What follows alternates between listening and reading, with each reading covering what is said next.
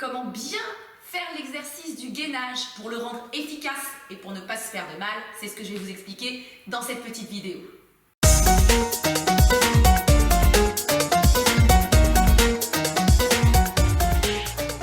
Coucou, ici Jenny du blog Pause Citron. Bienvenue dans cette vidéo dans laquelle je vais vous expliquer comment bien faire l'exercice du gainage, parce que c'est un exercice que l'on fait beaucoup, que l'on préconise souvent pour travailler sa sangle abdominale d'une part, mais également pour renforcer sa musculature du dos. Seulement, très souvent, le souci, c'est que cet exercice fait mal dans le bas du dos, provoque une sensation de pincement, fait mal aux épaules, fait mal au cervical.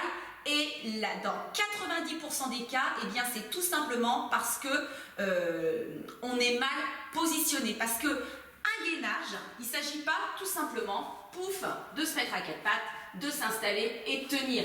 Absolument pas. Il y a vraiment plusieurs petites choses à respecter, non seulement pour optimiser cet exercice, le rendre super efficace, parce que quand on est vraiment très bien placé, on ne peut pas le tenir si longtemps que ça, d'accord, mais mieux vaut la qualité du placement qu'à la quantité de temps qu'on va le tenir, et puis qui va permettre vraiment de faire les choses en toute sécurité. Alors il y a des étapes à respecter. Effectivement, d'accord, je vais prendre l'exercice de gainage de base.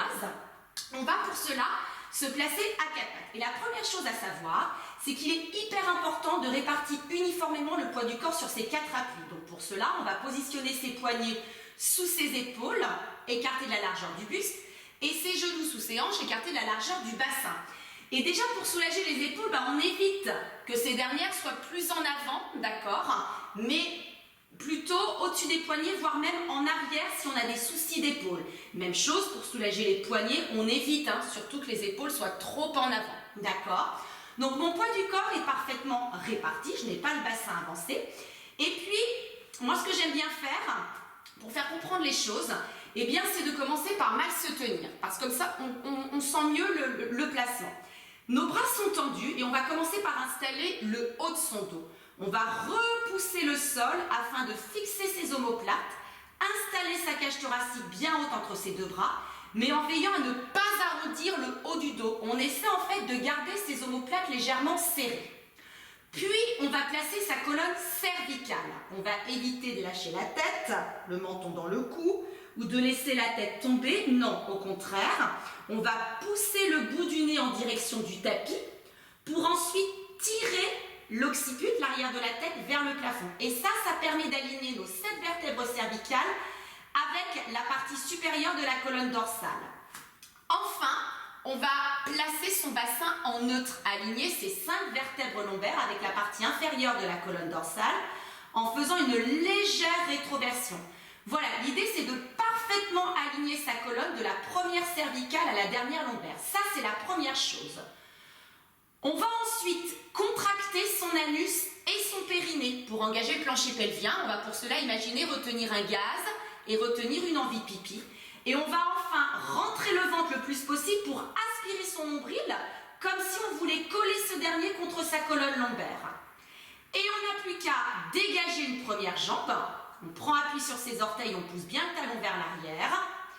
Et attention, quand on se place, à ne pas monter les fesses, à ne pas faire ce genre de choses, parce que là, ce n'est plus du gainage. Une fois que la première jambe est installée, tout doucement, on glisse la deuxième. On pousse bien les talons vers l'arrière, toujours dans cette idée de répartir uniformément le poids du corps. Et on n'a plus qu'à tout tenir. Sa tête, le placement du haut de son dos, le placement de sa colonne lombaire, et ce que l'on appelle le centre énergétique, l'engagement du plancher pelvien et du muscle abdominal profond. Voilà. Et quand on relâche, pour faire les choses en toute sécurité, on ne se laisse pas tomber comme ça à plat ventre, on pose les deux genoux et on vient détendre le bas du dos en se plaçant quelques instants dans la position de l'enfant. Voilà, je vous invite vraiment à tester cette façon de faire le gainage et je vous assure que ça change tout. Certes, vous allez sûrement tenir beaucoup moins longtemps, mais je vous assure que vous allez beaucoup mieux sentir le travail, l'exercice. Ça risque même de vachement trembler, c'est très bien. C'est parce que vous êtes vraiment sur un travail en profondeur, donc c'est beaucoup plus efficace. Et puis l'idée, quand on fait un exercice pour se faire du bien, c'est pas de se faire du mal de l'autre.